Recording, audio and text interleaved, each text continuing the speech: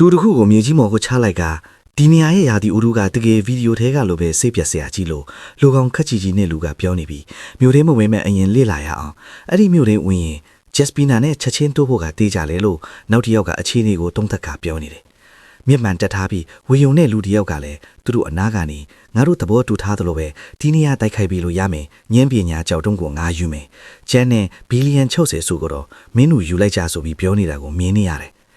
ချောင်းကျူးဂိတ်ကိုရှင်းဖို့အဖွဲ့အတီးတီးကလူတွေအင်အားအပြည့်နဲ့နေရာယူထားပြီးဖြစ်ပြီးကိုရီးယားနိုင်ငံရဲ့ထိပ်တန်းအဖွဲ့10ခုထဲကတစ်ဖွဲ့ဖြစ်တဲ့ရွှေရောင်ချင်းတဲ့ရဲ့ခေါင်းဆောင်ဟွမ်ကန်ချောSအစင်ဒုတိယခေါင်းဆောင်ဟွမ်ယွန်းဟာနဲ့အဖွဲ့သား40ခုမြောက်လဲဒီနေရာကိုရောက်နေကြပြီးမော်တာဝါကလူတွေဖြစ်တဲ့ဂီးထဲစားနဲ့တိုက်ခိုက်သူ40ချီရောက်ဟာလဲကူညီဖို့အသင့်နေရာယူထားပြီးဖြစ်တယ်နောက်ဆုံးကတော့အရှင်မင်းကြီးဒါလေးတောက်ဆောင်မဆိုကတောက်ဖို့ငှဲ့ပေးနေတယ်ကိုနီးယားတိုက်ခိုက်ရေးအဖွဲ့အစည်းရဲ့ A အဆင့်ဟန်ဟာရီနဲ့မဆိုးဘူးဒီတီးနေမယ်ဘယ်လိုခေါ်လဲဆိုတာမင်းရဲ့လီယန်တို့ပဲဖြစ်တယ်မြို့ကြီးရဲ့အနီးနားကမြို့ပြတ်တစ်ခုရဲ့တိုက်ခိုက်သူတွေယာယီနေရာချနေကြပြီးဒါဟာချောင်ကျူးခိတ်ကိုလေးကြီးမြုပ်တိုက်ခိုက်ရေးပြုလုပ်တာဖြစ်တယ်အဖွဲ့အစည်းတွေနဲ့လူတိုင်းဟာစခန်းနေရာချတာနဲ့အလုတ်ရှုနေကြပြီးလီယန်ကတော့သူ့ရဲ့ဘာလီတီလေးကိုထိုင်ကအေးအေးဆေးတောက်နေကဟန်ဟာရီကတော့ဘေးနားကနေဒီတိုက်ခိုက်ရေးကြီးအစင်းပြင်းနဲ့ပြီးတာကောင်းတာလားဒါမှမဟုတ်မပြီးတာပဲကောင်းတာလားဆိုပြီးပြောနေတယ်အမှန်တိုင်းပြောရရင်ဆိုကဟာရီတစ်ချက်တွေးလိုက်ပြီးဒီလိုပြင်ဆင်ထားတဲ့တိုက်ခိုက်သမားတွေအစွမ်းနဲ့ဆိုရင်အရှင်မင်းကြီးတောင်ဝင်မပါလိုက်ရပဲတိုက်ခိုက်ရေးအောင်မြင်သွားနိုင်တယ်ဆိုရင်ဒါတခုကအဲ့လိုအဆင်ပြေသွားရင်အရှင်မင်းကြီးနာမည်ရမယ်အခွင့်အရေးလက်လွတ်သွားမှာစိုးတယ်လို့ဟာရီကပြောလိုက်တယ်လီယွန်းကဒါကိုကြားတော့ပြုံးပြီးမင်းပြောသလိုမျိုးအကောင်းဆုံးအဖြစ်ပြကြုံနိုင်ပါတယ်ငါလိုလိုင်ယွန်းဟတ်ရဲ့ဘရင်ကဒီအခြေအနေကိုဝင်မပါရပဲအဆင်ပြေသွားတယ်ဆိုရင်မင်းတို့ရဲ့တိုက်ခိုက်ရေးသမားတွေအခြေအနေအယံမစိုးနေသေးဘူးလို့ပြောရမယ်လို့ဖြန်းဖြေလိုက်တယ်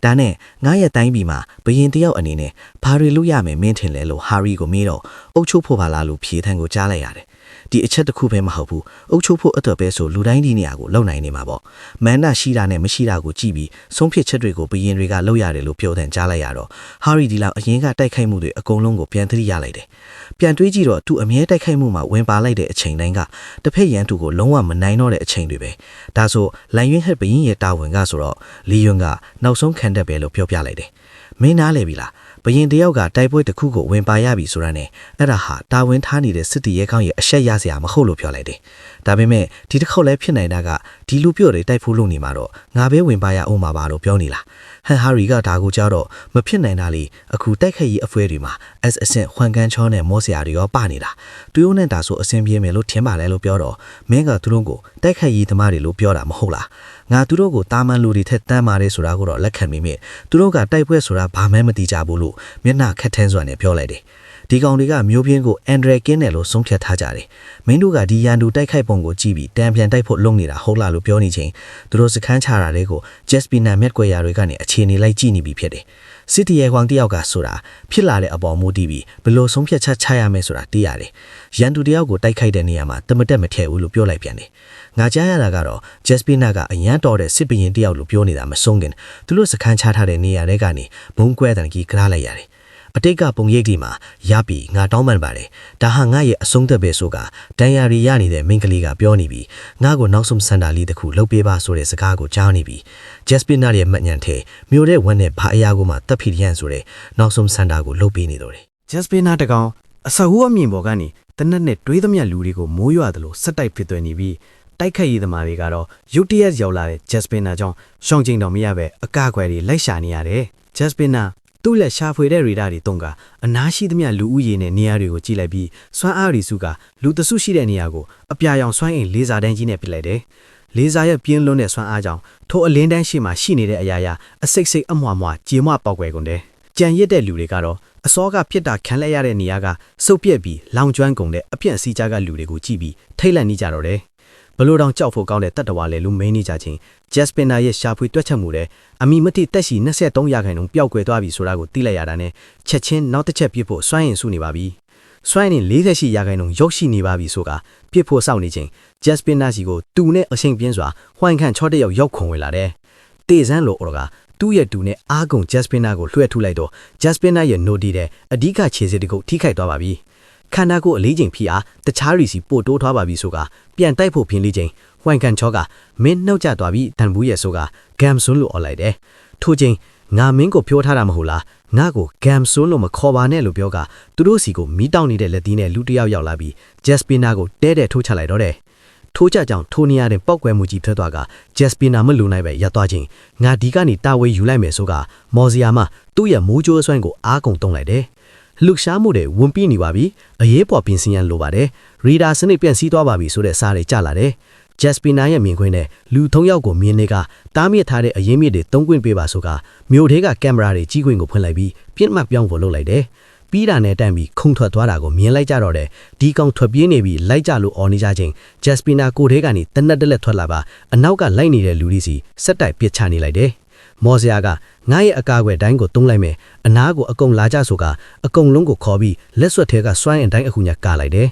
ဒါပေမဲ့ဒိုင်းအကာအကွယ်ကိုကြီးစံတွေကထီမဲ့အချိန်အကုန်ကွေ့သွားကုန်တာကိုတွေ့လိုက်ရတယ်။ကြီးတဲ့တန်တွေ့လားကြီးစံတွေလမ်းကြောင်းတွေပြောင်းသွန်းကုန်တယ်လို့အနားကလူတွေကပြောကကြည့်နေချင်းကြီးတဲ့တန်ကလည်းဒါကဂျက်စပီနာကိုတိုက်ဖို့အရေးကြီးတဲ့အချိန်မှာထုတ်တုံးကိုထားတာဒီလောက်အစောကြီးထုတ်တုံးလိုက်ရတာတော့အဆင်မပြေဘူးလို့ပြောနေတယ်။ဂျက်စပီနာကလည်းသူ့ရဲ့တိုက်ခိုက်နိုင်စွမ်းရန်တူနေရနဲ့ကြီးစံဖောက်ထွင်းနိုင်မှုတွေကိုတွက်ချက်လိုက်ကစွမ်းအင်တိုင်းအကွက်ဟာတွေရှိတဲ့နေရာတွေကိုတွေ့သွားကဒဲပစ်ချက်လိုက်တော့ဂီတေတန်ဘေးနာကလူကိုချက်ချင်းထုတ်ချင်းပေါက်သွားတာကိုမြင်လိုက်ကြတော့တယ် မဖြစ်နိုင်ဘူးငါကြည်စံလိုင်ရလန်ဒီကိုအကုန်ဟာကွက်မရှိအောင်လှုပ်ထားတာပါဒီကောင်ကဘာလဲတွေးနေချင်းကြည်စံနေနဲ့အကားတွေကိုစစ်တိုက်ဖောက်ဝင်အောင်ထပ်ပစ်ချက်တွေကိုခံလိုက်ကြရတယ်ဂီထဲဆန်းမင်းရဲ့စွမ်းရင်တိုင်းကြီးကိုတိမ့်လိုက်တော့ငါတို့ဒီထဲမှာပိုးပြီးကြည်စံတွေကိုရှောင်ရခက်တယ်လို့ဟွမ်ကန်ချောအော်ပြောလိုက်တော့ကောင်းပြီငါတိမ့်လိုက်မယ်ပြီးတာနဲ့ဒီကောင်ကြီးစီကိုဝေတိုက်ဖို့လှုပ်ထားတာလို့ဂီထဲဆန်းပြန်ပြောလိုက်တယ်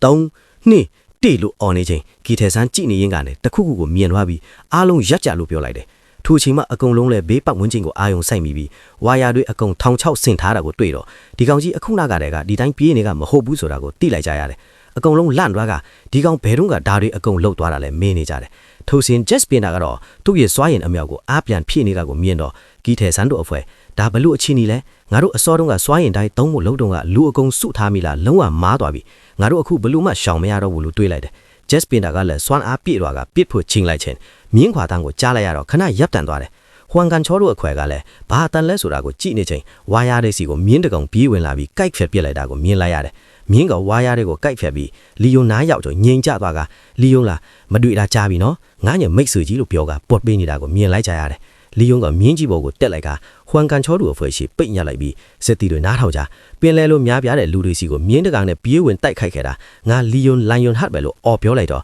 ့ဂျက်စပင်နာပါကြောင်ပြီးကြည့်နေတော့တယ်ငါကိုတော့ရှင်မောက်မှာတွေ့ဆုံခွင့်နဲ့ငါကိုတော့နဲ့စီးချင်းထိုးဖို့အခွင့်တော်ကိုပေးတနာတော့ဘူးမဲ့စစ်တီလို့အော်ပြောတန်းကြားတော့ဟွမ်ကန်ချောတို့အဖွဲဒီကောင်စိတ်ကောမှန်သေးလားတွေးကအကုန်ပါဇက်အဟောင်းသားဖြစ်ကုန်ကြတယ်ဂျက်စပင်နာလည်းကြောင်ကြည့်နေရကနေတနတ်ဖြစ်နိုင်စွာနဲ့တိုက်ခိုက်စွမ်းအားတွေကို73ရာခိုင်နှုန်းတိုးလိုက်ကသူ့ရဲ့ပြစ်မှတ်ကိုပြောင်းလဲလိုက်တယ်လီယွန်ကလည်းပြီးလိုက်ကြရအောင်ငါမိတ်ဆွေကြီးလို့ပြောကအစွမ်းနဲ့ lens တစ်ချောင်းထုတ်လိုက်ပြီး jet spinner စီကိုပြီးဝင်သွားတယ် jet spinner ကလည်းသူ့ရဲ့ laser အမြောက်နဲ့လမ်းပစ်လိုက်တော့စစ်သူရဲကောင်းဆိုလားသူရဲဘောကြောင့်လည်းအဝေးပစ်လက်နက်တွေကိုမမှုဘူးကွာလို့မန်ပါပါနဲ့អော်လိုက်ကမရှောင်ပဲ laser အလင်းတန်းတိပဲ lens ကိုကိုင်းကအားကုန်អော်ပြီးထိတိုက်ဝင်တိုးလိုက်တယ်လေဆာတန်းကြီးနဲ့လီယွန်ရဲ့စွမ်းအားချင်းထိတိုက်တွေ့ကပောက်ကွဲမှုကြီးဖြစ်သွားတာကိုမြင်လိုက်ကြရပြီးလေတွေကိုတန်းစီတဲ့လွန်ဆင်သွားတယ်လီယွန်တယောက် lens နဲ့ jet spinner ခန္ဓာကိုယ်ကိုအစွမ်းကုန်ထိုးချတာကိုခံလိုက်ရပြီးအဲ့ဒီအချိန်မှာ jet spinner ရဲ့ဆက်ယုံညံ့နဲ့တွက်ချက်နိုင်စွမ်းကြီးချိုယွင်းသွားကလီယွန်ကိုကြည့်နေချင်းမင်းရဲ့ရှေ့မှာဖြစ်ပြသွားတာတွေကိုပုံမှန်အတွေးခေါ်နဲ့တွက်ချက်လို့ရမယ်မထင်ဘူးလို့လီယွန်ကပြောနေလိုက်တယ်ဆက်ယုံမှတ်ညံထဲမှာလက်နက်ကလည်းဟောင်းနှွေးနေတဲ့စီးချင်းထိုးလက်နက်ထိပြီးစီးထားတဲ့မြင်းကလည်းမြန်းတယ်ဆိုပေမဲ့သူ့ရဲ့ထမ်းထားတဲ့အလေးချိန်ကြောင့်အရင်ကိုထိခိုက်နိုင်တယ်အန်ဒရီယာဆင့်တုံညာဘာမှကိုအပင်ပန်းခံဖို့မတန်တဲ့အဆင့်ဒီကောင်ကိုလေဆာတန်းနဲ့တက်ချက်တဲ့ EECC လေးထပ်နိုင်တယ်ဆိုပြီးတိတိကျကျကိုတက်ချက်ထားခဲ့တယ်3စက္ကန့်အလိုမှာဒီတက်စီကအော်လိုက်ပြီးအကာအကွယ်ဒိုင်ပပလေးဖန်တီးလိုက်ကအစောကတွက်ချက်ထားတာနဲ့မတူတဲ့လှုပ်ဆောင်မှုကိုလွတ်ခဲ့တယ်20စက္ကန့်အလိုမှာငါရဲ့လေဆာအမြောက်ဆန်နဲ့တီတီကြီးထိတ်တိုက်ရင်ဆိုင်ခဲ့ကငါရဲ့တွက်ချက်မှုအရာကာကွယ်လိုက်ရင်တော့ပေါက်ကွဲပြီးတစစီဖြတ်သွားရမှာကို10စက္ကန့်အလိုမှာအမြောက်ဆန်ကလမ်းကြောင်းပြောင်းသွားတယ်အမြောက်ဆန်ကထူနဲ့ထိမသွားပါကားလိုက်တာကိုဘာမှမလုပ်ဖဲဒီတိုင်းကြီးလမ်းကြောင်းအလိုလိုပြောင်းသွားတယ်မြင်းစီတူရဲကောင်းရဲ့အသက်ရှူတန်းကြားမှာအစွမ်းတစ်ခုကြောင့်ဘာမှမလုပ်နိုင်လိုက်တယ်လို့ပဲလူသားရဲ့စွမ်းအားအကြီးဆုံးစစ်တီကိုမြင်လဲရတယ်လို့ပဲလို့ကောက်ချက်ချနေတယ်နက်ဖီယာရဲ့အစွမ်းမြားနေကိုကာကွယ်ပေးခြင်းဒီအစွမ်းကအဝေးကလာတဲ့ဘဲတိုက်ခိုက်မှုကိုမစိုးတခြင်းကာကွယ်ပေးတယ်လို့ပြောက lens နဲ့ထိုးချလိုက်တော့ Jaspina အဝေးကိုလွင့်ကပောက်ကွဲသွားတယ်တိုက်ခိုက်ခံရပြီးအပြစ်စီးတွေကြားတဲ့ Jaspina ကမြင်းပေါ်ကလီယွန်းကိုကြည့်ပြီးသူ့ရဲ့ရန်သူအဆင့်ကိုအန်ဒရီယာအဆင့်9လို့ချက်ချင်းပဲတိုးမြင့်တတ်မှတ်လိုက်ကတိုက်ကွဲကနေအမြန်ထွက်ပြေးဖို့ဆုံးဖြတ်လိုက်တယ်Jaspina ကဘီနာအငွေ့တွေလွှတ်ကအဲ့ဒီနေရာကနေလှိုင်ကောင်းဖောက်ကထွက်ပြေးသွားကကိုလီယွန်းမြင်လိုက်ရတယ် က်စပင်နာမိုက်ညံထဲမှာရပြီးဒီနေရာကိုကားကွဲပါဘသူမှမလာပါစေနဲ့ဆိုတာကိုပြန်မြင်ရောင်နေပြီးသူ့ရဲ့ပျက်စီးသွားတဲ့အပိုင်းစားတွေကိုပြင်ဆင်ကကုံသွားတဲ့ဝါယာတူနဲ့ကြီးတွေကိုပြန်ဖြစ်နေတယ်မိုက်ညံတဲ့ကိုဒီမြို့ကိုကာကွယ်ပေးတာကျေးဇူးပါရပြီဆိုတာကြီးမယ်မြင်ရောင်တွေကသူ့ရဲ့ပြင်ဆင်ခုတွေပြီးသွားချိန်ပြန်လဲတက်ဖြတ်ဖို့ပြင်လိုက်တယ်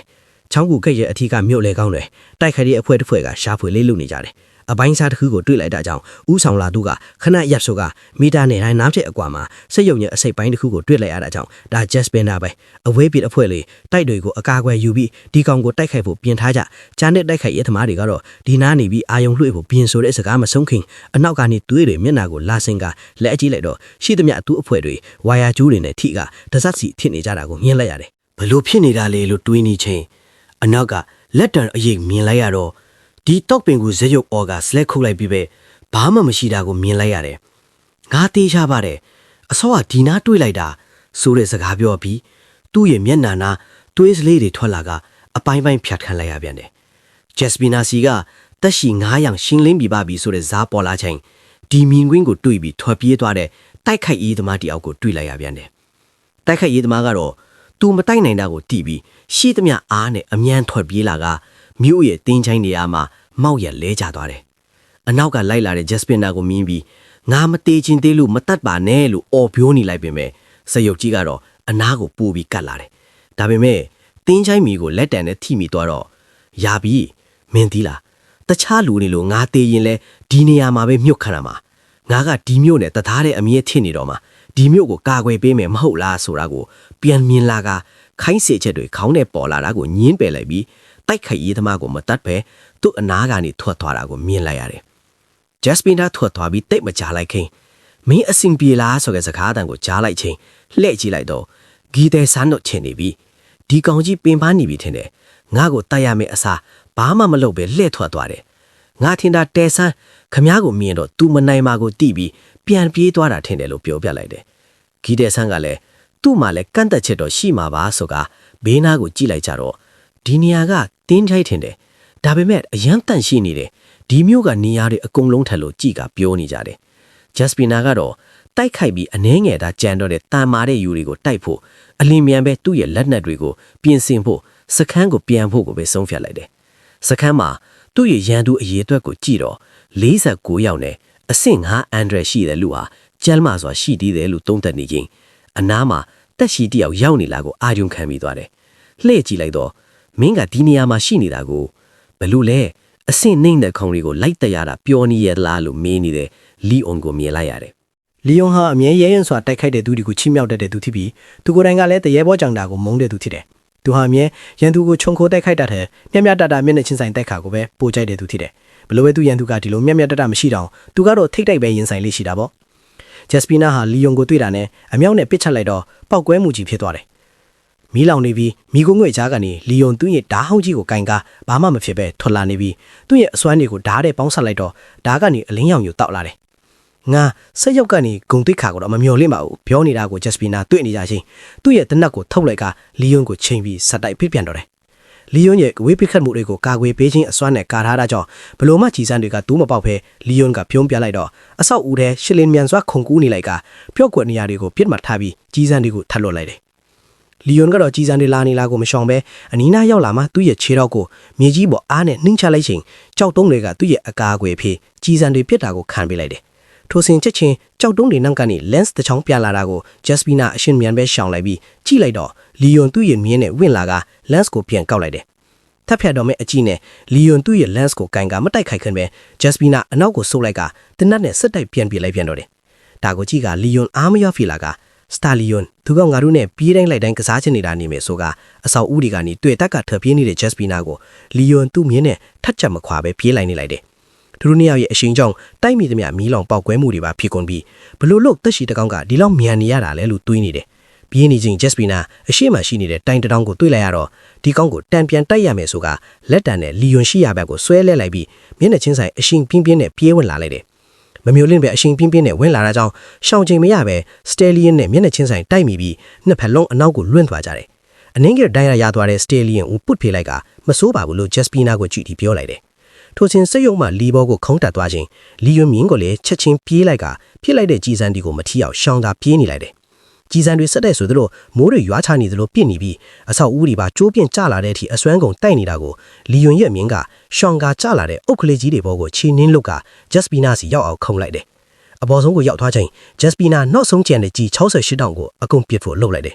ဆက်တိုက်အပေါ်မော့ကလီယွန်ကိုပြစ်လိုက်ကြီးစံတွေနဲ့ပြစ်လိုက်ပြီးမြဲအပေါ်ရန်အနှဲငယ်သာထိခိုက်ပြီးဒါကလန်ယွန်းဟတ်ရဲ့တိုက်ခိုက်မှုပဲဆိုကသူ့ရဲ့လက်နက်နဲ့အစွမ်းကုန်ထူချလိုက်တယ်ဒီတိုက်ခိုက်မှုကြောင့်လေဘော်ကနေအရှိန်ပြင်းစွာပြုတ်ကျသွားပြီးစုပ်ပြသွားကတေစီလောက်တဲ့ထိခိုက်မှုရရှိလိုက်ပါတယ်ဆိုတဲ့ နိုတီတွေပေါ်လာခြင်းရပြီးဒီနေရာမှာချိတ်ပိတ်ထားတဲ့အရာကိုဘယ်တော့မှဖွင့်လို့မရဘူးဆိုတဲ့စကားကိုပြန်မြင်လာကကိုဖောက်ခွဲပေးဖို့လှုပ်လိုက်တယ်သူ့ကိုကအလင်းရောက်တွေတောက်လာကအားပြင်းတဲ့ပောက်ကွဲမှုကြီးဖြစ်ပြီးမီးတောက်ကြီးနဲ့ဘေးပတ်ဝန်းကျင်ကိုဖုံးသွားတယ်ဂျက်စပင်နာစပြီးအသက်ဝင်လာကြတဲ့ကတိုလောင်ယုံရဲ့စီနန့်တွေထဲမှာဖြစ်တယ်လူတစ်ယောက်ကဂျက်စပင်နာမင်းရဲ့တာဝန်ကိုလုပ်ပြီးမြို့ကိုကာကွယ်စမ်းဆိုတဲ့စကားမဆုံးခင်တဆက်တစားဆွဲဖျဲခံလိုက်ရတာကိုမြင်လိုက်ရတယ်။တိုးလောင်ယုံတဲ့ခြေတန်းခြေရီနဲ့ဂျိုသားတကောင်ဝင်လာတာကိုတနက်နဲ့အပေါက်တီဖောက်ပေးလိုက်တယ်။သူ့မှာသူ့ရဲ့မိတ်ဆွေတွေကိုကာကွယ်ဖို့နဲ့မြို့ကိုကာကွယ်ရမယ်ဆိုတဲ့တာဝန်တွေသာရှိတယ်။ရှိသမျှကျူးကျော်လာတဲ့တားတဲတွေနက်ဆိုးတွေနှိမ်နှိမ့်နိုင်ခဲ့ကဂျက်စပင်နာတွေကိုသူ့ရဲကောင်းတွေဖက်တက်မှတ်ခဲ့ကြတယ်။လူတွေကိုမျောလိမ့်မယ်နေတဲ့အချိန်ကနေကဲတင်ခဲ့ကြတာဟာတော်တော်နားထောင်ကောင်းတဲ့ပုံမြင်လေးတွေဖြစ်ခဲ့တယ်။ ဂျက်စပင်နာတွေဟာလူသားတွေရဲ့မျောလင့်ချက်တန်သူရဲကောင်တွေဖြစ်လာခဲ့ကြတယ်။သူတို့ဟာတားရဲတွေကိုအချိန်ချင်းတိုက်ခိုက်ပြီးပုံစံတွေပြောင်းကစစ်တပ်ကွက်ကဲသူတွေလက်အောက်ကနေအချိန်ချင်းတိုက်ခိုက်ခဲ့ပြီးမြို့ကိုကာကွယ်ခဲ့ကြတယ်။သူတို့ဟာကာကွယ်ပြီးရင်ကာကွယ်ခဲ့တယ်။အဲ့ဒီမြို့မှာကာကွယ်ရမယ်သူလုံးမကြံတော့တဲ့အထီပေါ့။ရပြီးဒီမြို့ကိုကာကွယ်ပါဒါငါရဲ့နောက်ဆုံးတောင်းဆိုမှုပဲဆိုတဲ့အတန်းကြောင့်ဒီမြို့ကိုဘဲမှမခွာပဲအစွမ်းကုန်ဆက်ကာကွယ်ခဲ့တာကြောင့်ဘသူမှဒီပစ္စည်းကိုမထိနိုင်ခဲ့ဘူးဖြစ်တယ်သူဟာဖင်းစင်တယ်ကာကွယ်တယ်ဒါတွေကိုအဆက်မပလန်မရေတွက်နိုင်အောင်လှုပ်ဆောင်ခဲ့ပြီးအခုချိန်ကိုရောက်ရှိလာတာဖြစ်တယ်မြေပြင်ပေါ်မှာပစ္စည်းကပြန်မထနိုင်တော့တဲ့စရုပ်ကိုကြည့်ကငါရဲ့အဝေးပစ်ချက်တွေကိုကာကွယ်ပေးခြင်းအစွမ်းကအတော်လေးအလုပ်ဖြစ်တာပဲဘာပဲပြောငါတို့ဒီမြေအောက်ထဲကိုကျလာပြီလို့ပြောလိုက်တယ်ဘေးနားကိုကြည့်တော့မောဆဝိုင်လုံးကိုတွေ့ကဒါကမင်းကာကွယ်ခြင်းနေတဲ့အရာညံပညာကြောက်တုံးပေါ်လို့ပြောလိုက်ကသူ့ရဲ့ဓာကြီးကိုထုတ်လိုက်တယ်ဒီလိုပစ္စည်းကရှိမနေသင့်ဘူးဆိုကကြောက်တုံးနားကိုဓာကင်ကရောက်သွားတာကိုဂျက်စပင်နာမြင်လိုက်ရတော့လီယုံရဲ့ခြေထောက်ကိုဝါယာနဲ့လှန်ပတ်လိုက်တယ်လီယုံကဂျက်စပင်နာကိုကြည့်ကမင်းထပ်ပြီးတိုက်ချင်းတီးလို့လားလို့မိလိုက်ကမင်းဒါကိုကာကွယ်နေတာဘလောက်ကြာပြီလဲမင်းတယောက်တည်းတိုက်ခိုက်နေတာဘလောက်ကြာနေပြီလဲမင်းရဲ့စိတ်နဲ့သစ္စာဆောင်တိမှုကိုဘယ်သက်ရှိကမှဆိုမင်းလွတ်ပေးတာတွေအတွက်ကြီးစုတင်အတိမတ်ပြုတင်နေပြီလို့ပြောလိုက်တယ်ဂျက်စပင်နာငါကပင်မင်းကိုအတိမတ်ပြီးမင်းရဲ့တာဝန်ပြီးမြောက်ကြောင်းကြီးညာပါတယ်ဆိုကသူ့ကြတာတဲ့အစွင်းထဲကသူ့အရှိကကြောက်တုံးကိုပိုင်းချလိုက်တော့တယ်အလင်းနှင်းကြီးတစ်ခုခုပိုင်းလိုက်မှုကြောင့်ပေါ်ထွက်လာပြီးညံပညာကြောက်တုံးလဲထူနေရတွင်ပဲနှစ်ချမ်းကွဲသွားတယ်လီယုံကမင်းအေးချမ်းစွာအနားယူပါတော့လို့ပြောလိုက်တော့ဂျက်စပင်နာဟာငင်ကြသွားကမိုးပေါ်မှာအလင်းလေးတစ်ခုပေါ်လာပြီးကြီးစုပါရပြီးဆိုတဲ့အတန်လေးကိုကြားလိုက်ရတယ်အဖွဲစည်းကိုပြင်ရောက်တော့ဥက္ကဋ္ဌကိုလီယွန်အကြောင်းစုံပြောပြီးမင်းကညံပညာကြောက်တုံးကိုဖျက်ဆီးလိုက်တာပေါ့လို့မေးလိုက်တော့လီယွန်ကခမန်းမှာဒါနဲ့ပတ်သက်ပြီးဘာပြဿနာရှိလို့လဲလို့မျက်စောင်းထိုးကြည့်ကမေးလိုက်တယ်ဟာမဟုတ်ပါဘူးဂျက်စပင်နာကိုအရှင်မင်းကြီးကအနိုင်တိုက်လိုက်တာဆိုတော့ဒီကြောက်တုံးကိုလည်းအရှင်မင်းကြီးစိတ်တိုင်းကြိုက်လုတ်ပိုင်ခွင့်ရှိပါတယ်လို့ဥက္ကဋ္ဌကရည်ပြီးပြန်ပြောလိုက်တယ်ဒါကိုကြတော့လီယွန်ကစိတ်ပြက်မနေပါနဲ့ဒါကြီးကလူသားတွေအသက်အစိတ်လို့ပြောပြလိုက်ပြီးဒီဟာကိုညံပညာနဲ့ဆိုးကဖန်တီးထားပြီးလူသားတွေရဲ့လောဘနဲ့သက်ဖြတ်မှုတွေဖြစ်စီအောင်လုပ်ထားတာတနည်းပြောရရင်ဒါကနှစ်ဆိုးရဲ့ပစ္စည်းပဲလို့ပြန်ဖြေလိုက်တယ်ဒီအရာကအစပိုင်းတော့ပိုင်ဆိုင်ထားတဲ့လူရဲ့စန္ဒကိုဖြည့်ဆည်းလိမ့်မယ်ဒါပေမဲ့ទុတ်တန်ရတန်ကြီးအရာတောင်းဆိုချက်တွေလုံးလာလိမ့်မယ်ဒါကလူသားတွေရဲ့လောဘအတွက်ထောင်ချက်ဖြစ်ပြီးလူတဦးကိုနောက်ဆုံးနှစ်ဆိုးတကောင်ဖြတ်သွားစေအောင်တွန်းပို့မဲ့အရာဖြစ်တယ်လို့ရှင်းပြလိုက်ကဒီလိုပစ္စည်းတွေတခြားနေရာမှာကောတွေ့လာရှိသေးလားလို့မေးလိုက်တော့ဥက္ကဋ္ဌကဒီအတိုင်းဆို US အစိုးရကိုအချိုးချောင်းကြိုးပြပြီးလှုပ်တင်တာတွေပြင်ဆင်ရမယ်လို့ပြောနေကြတယ်လီယွန်ကမင်းလုံနိုင်တယ်လို့လှုပ်ပါဒါပေမဲ့ငါစိတ်အထင်တော့သူတို့လည်းနှစ်ဆိုးရမြူဆွေမှုတွေမှာပါနေလောက်တာလည်းဖြစ်နိုင်တယ်လို့ပြောကစမ်းသက်ခန့်တစ်ခုတည်းဝင်သွားလိုက်ကြတယ်ဒီနေရာကသူ့ကိုတင်ထားတဲ့နေရာလားဆိုတော့ဟုတ်တယ်သူ့ကိုအန်ဒရီကင်းနဲ့တေချာလေးထားရပါတယ်လို့ဆိုကဂျက်စပင်နာကိုတိုင်းကိုတင်ထားတာကိုပြလိုက်တယ်မင်းကသူ့ကိုပြန်ကြည့်ချင်နေတာလားလို့မေးလိုက်တော့သူကဂုံတစ်ရှိတဲ့စစ်သူရဲကောင်းပဲလीသူ့ကိုအ ਨੇ ဆုံးတော့နဖျားရဲ့ပွဲတော်စီရောက်အောင်မြုံနှန်းပြီးဆူတောင်းပေးခြင်းတယ်လို့ဂျက်စပင်နာကိုကြည့်ကပြောလိုက်တယ်ပြီးတော့သူ့ရဲ့ဖလားကွက်ကိုထုတ်လိုက်ကဒါဒီမတိုင်ခင်တော့သူ့ကိုကောင်းကြီးပေးဖို့လိုအပ်တယ်လို့ပြောကသူ့ရဲ့အစွမ်းကိုဖလားကွက်ထဲထည့်လိုက်ပြီးသူရဲ့မင်းအနားယူပါတော့လို့ဆိုကကွက်ထဲကရေတွေနဲ့ဂျက်စပင်နာဘော်ကိုလောင်းလိုက်တယ်ထို့စဉ်အလင်းတန်းတစ်ခုလင်းထင်လာကဂျက်စပင်နာပြန်လဲလှုပ်ရှားမှုတွေလုပ်လာတာကိုတွေ့လိုက်ကြတယ် လီယွန်ကဒီမြင်ကွင်းကိုတေချာကြည့်နေကသူ့ညအသက်ဆွမ်းရင်ကနဖျားအစွမ်းပါလာတာကိုသတိထားမိသွားပြီးသူမှအသက်မရှိတော့တာကိုနဖျားတစ်ပါးရဲ့အစွမ်းကြောင့်ပြန်ရှင်းထမ်းလာတာဖြစ်မယ်လို့လီယွန်ပြောနေချိန်ဂျက်စပင်နာကိုထိုင်တွေကိုလက်တံသေးသေးလေးတွေကအပိုင်းစားလေးတွေတင်ဖြတ်ထုတ်ကဂျက်စပင်နာအသေးစားလေးတကောင်သူ့ကိုယ်သူပြန်လဲပြင်ဆင်ပြီးထွက်လာတာမြင်လိုက်ကြတယ်မီနီဂျက်စပင်နာလေးကိုတွေ့တော့မင်းကိုဆိုရင်တော့နဖျားကရွေးချယ်လိမ့်မယ်လို့တွေးလိုက်ကသူ့ရဲ့ဓာတ်ကိုထုတ်လိုက်ပြီးမြေကြီးကိုထိုးဆိုင်လိုက်ကသူ့ရဲ့နဖျားအစွမ်းတွေပေါင်းထည့်လိုက်တော့ဒီမြင်ကွင်းကိုမြင်ရသူတွေအံ့ဩနေကြတယ်သူ့ရဲ့အစွမ်းတွေစုပြီးတာနဲ့ဓာတ်ကိုကိုက်ကလေတဲကိုပန်းချလိုက်တော့လေဟာနယ်ထဲမှာသူ့ရဲ့ဓာတ်အစွမ်းကြောင့်ကွဲအပ်သွားပြီးနဖျားတကွာအယောင်ဝါတွေနဲ့အမျိုးသမီးတူထွက်လာတာကိုမြင်လိုက်ကြရတယ်။ဥက္ကဋ္ဌနဲ့အခန်းထဲမှာရှိတဲ့လူအားလုံးဒီမြင်ကွင်းနဲ့ဒီလူသားမဟုတ်တဲ့နဖျားမရဲ့ဘဒူနဲ့မှမတူညီတဲ့အချိန်ဝါကြောင့်အကုန်ဒူးထောက်ကမင်သက်နေကြတော့တယ်။လီယန်ကဒူးထောက်ကနဖျားမအာရီယာနာလို့ကြိုဆိုလိုက်တော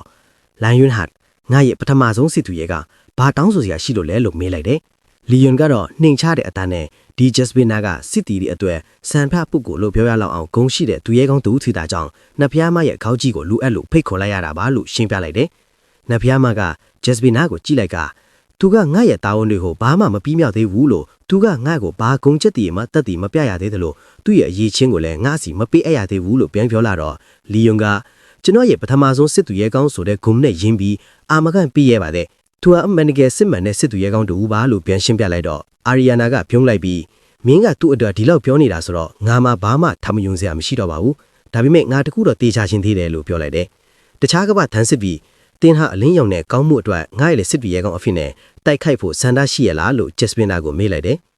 စိတ်ရုပ်အတန်သေးသေးလေးပဲထွန်းနိုင်တဲ့ဂျက်စပင်နာလေးကိုကြည့်ကမင်းကဂုံနဲ့အတိညာဉ်ဒီလိုကြွယ်တာကိုနှလုံးသားကကလေးလိုပဲရှိသေးတယ်ဒီလိုလုပ်ပါငါရဲ့တူရဲကောင်းကိုကူးနီပြီးဒီကဘာရဲ့မကောင်းဆိုးဝါးတွေကိုနှိမ်နှင်းပါဒါဆိုငါရဲ့စစ်တူရဲကောင်းအဖြစ်မင်းကိုတတ်မှတ်ပေးမယ်လို့အမိန့်ပေးတဲ့အတန်ကြားတော့ဂျက်စပင်နာလေးကပျော်သွားပြီးစိတ်ရုပ်တန်တေးသေးလေးနဲ့အော်ပြောနေတာကိုမြင်တော့အကုန်လုံးကညင်ကသူ့ကိုကြည့်ပြီးနားမလဲတယ်လို့ကြည်နေကြတယ်ဒါကိုဂျက်စပင်နာကသူ့ရဲ့စကားပြောနိုင်စွမ်းကိုပြင်ဆင်လိုက်ကနှဆိုးဒီကိုတတ်မယ်ကောင်းတဲ့အစီအစဉ်ပဲလို့ပြန်ပြောတော့နှဖျားမကလည်းသဘောကျသွားကဒါဆိုစဂျက်စပင်နာတင်ဟာကျွန်ုပ်ရဲ့ပထမဆုံးစစ်သူရဲကောင်းကိုသက်စာစောင့်တည်နေသည်များငါလဲမင်းရဲ့ဂုံဖြစ်မင်းအတွက်ရှိနေမယ်လို့ပြောလိုက်ကအလင်းတိုင်းကြီးတစ်ခုဂျက်စပင်နာဘော်ကိုကြာရောက်လာတယ်ဒါကိုမြင်တဲ့လီယွန်ကဖြုံးပြီးဒီတန်စစ်တီကတော့အလင်းနဲ့မြတ်တာချင်းကိုရရှိနိုင်သွားပြီလို့တွေးနေကအလင်းရောင်ဝါရီနဲ့တန်စစ်သူရဲကောင်းဂျက်စပင်ဆိုတဲ့နာမည်ရသွားခဲ့တယ်US ရဲ့မော်မျော်စင်းတွင်ကျွန်တော်မျိုးတောင်းပန်ပါတယ်ဆိုတဲ့အော်တန်ကိုကြားလိုက်ရတယ်။မော်မျော်စင်းရဲ့ခေါင်းဆောင်တဦးဖြစ်တဲ့ Raynel Sherman အခန်းထဲတွင်အယူမင်းငါခိုင်းတဲ့အလုပ်တစ်ခုလေးတော့အောင်မြင်အောင်မလုပ်နိုင်ဘူး။ငါမင်းကိုဉာဏ်ပညာနဲ့အစွမ်းတွေပေးထားတာတော့မင်းငါကိုစိတ်ဖြစ်စီတယ်လို့ပြောနေတယ်။အနီရောင်မှော်ချောက်စီကိုဒူးထောက်ကအဖိုးကြီးတယောက်တောင်းပန်နေတယ်။ဒါပေမဲ့ကျွန်တော်လုံနိုင်တာဘာမှမရှိတော့ဘူးလေ။လီယွန်ကမမျော်လင့်မရလာတဲ့ရှင်သန်းသူတဦးလေသူ့ကိုထိလို့မရဘူးလို့ပြောလိုက်တော့မင်းငါနားထဲကိုအရေးမပါတဲ့အကြောင်းပြချက်တွေလာပေးနေတာပါလီယွန်ဆိုတဲ့ရှင်သန်းသူကိုဘာလို့ရမှာလဲလို့ပြောတာမဆုံးခင်မင်းအစောကနာမည်ဘသူလို့ပြောလိုက်တယ်လို့ဆိုကလန့်သွားတဲ့အတန်ပြောင်းသွားတာကိုရေနယ်ကြားလိုက်ရတယ်ပြီးတာနဲ့ချက်ချင်းဟိတ်ကောင်တရင်ဖွင့်အမြန်လို့ပြောလိုက်တော့ရေနယ်ကချက်ချင်းသွားဖွင့်လိုက်တော့တရင်ထဲမှာငါကလန်ယွန်ဟတ်ရဲ့ပွေရင်လီယွန်ဒရာဂိုနီယာလို့ပြောနေတာကိုတွေ့လိုက်ရပြီးအလွန်လန့်ဖျက်သွားတယ်ရေနယ်ကလည်းသူ့ဆရာကဒီလောက်လန့်နေတာကိုပထမဆုံးကြားဘူးတာပဲတွေးနေကဖန်လုံးတဲ့ကအတန်ကြီးကသူကဘလို့ရောက်လာတာဘာကြောင့်ရောက်လာတာဆိုပြီးစက်တိုက်အော်နေပြီးငါမလို့တော့ဘူးဆိုကဖန်လုံးတဲ့ကပျောက်သွားတော့တယ်ရေနယ်အဖိုးကြီးက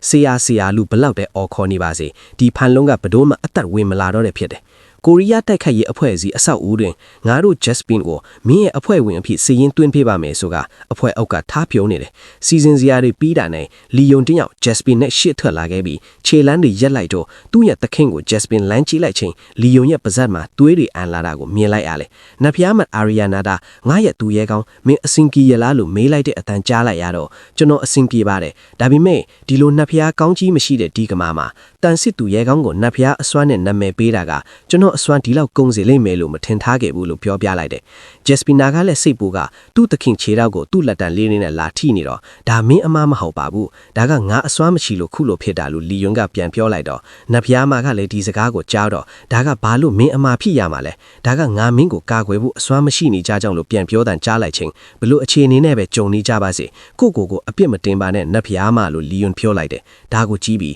မင်းရဲ့ငါအဖို့တစ္ဆာစောင့်တည်မှုကိုအများဂုဏ်ယူနေမှာပါ။ဒီကဘာက ဘလို့ပဲနတ်ဖျားအစွမ်းမရှိဘူးလို့ပြောမင်းကိုကာကွယ်ဖို့ခွန်အားမရှိတဲ့ငါနဲ့တခြားနတ်ဖျားတွေကြောင့်ပါအခုတော့အနားယူပါမင်းရဲ့နတ်ဖျားတွေကိုယုံကြည်ပေးပါလို့ပြောတဲ့လေကြားလိုက်ရပြီးအာရီယာနာရဲ့တီရှိမှုပျောက်သွားတာကိုလီယွန်ခံစားလိုက်ရတယ်စိတ်အနှဲငယ်တုန်နေတဲ့အတန်နဲ့အကိုနဲ့အမတို့ငါတို့ရဲ့ကူးကွယ်သူကိုကာကွယ်မှချစ်တော်မယ်လို့အာရီယာနာကပြောလိုက်တယ်